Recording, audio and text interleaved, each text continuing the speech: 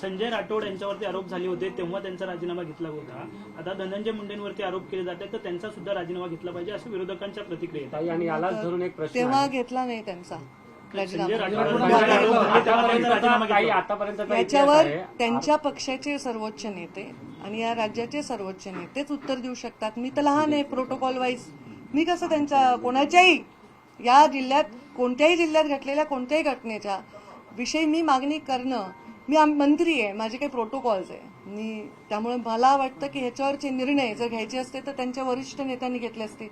तर त्यांनी काय करायचं हे त्यांनी निर्णय घेतला असेल त्याचं उत्तर तेच देऊ शकतो. अंजली दमानिया यांनी तुमच्यावर आरोप केलाय, ते म्हणाले तुमचे कार्यकर्ते त्यांना धमकावतायत. अंजली दमानिया यांचे मी अंजली दमानिया यांना विनंती करते की आपल्याला जे कोणी धमक्या देत आहेत त्यांची तुम्ही तक्रार करा आणि त्यांच्यावर कारवाई करा.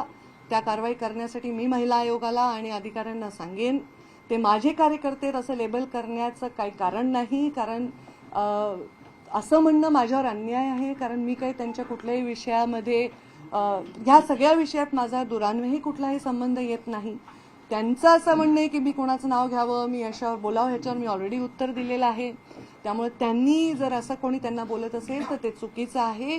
फक्त त्यांनी माझं नाव घेताना, कारण माझी त्यांच्याविषयी खूप आदर आहे मला, त्या एक सामाजिक कार्यकर्त्या आहेत, निस्वार्थ भावनेने काम करतात, तर त्यांनी पण एक मंत्री, महिला मंत्री जी 5 वर्ष राज्याच्या बाहेर काम करत होती, 100% संघटनेत समर्पित काम करत होती, कुठल्याही मंत्रालया किंवा कुठल्याही सरकारी विषयात इन्व्हॉल्व नव्हती, त्यांचं नाव घेत असताना किंवा कोणत्याही अधिकाऱ्यांच्या विषयी, कोणत्याही कम्युनिटी विषयी बोलताना त्यांनी सुद्धा जेवढी माहिती आली त्याच्या आधारावर न बोलता त्याच्यावर थोडा विचार करावा, आमच्याशी पण अप्रोच करून बघावं की आमचं काय म्हणणं आहे.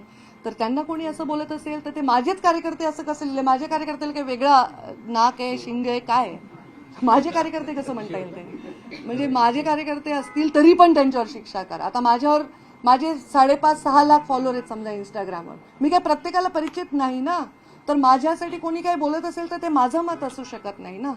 त्यामुळे माझा असं त्यांना वाटलं असेल तर त्यांनी त्याच्यावर कारवाई करावी, तो त्यांचा अधिकार आहे आणि त्या बाबतीत मी त्यांच्या पाठीशी उभी आहे.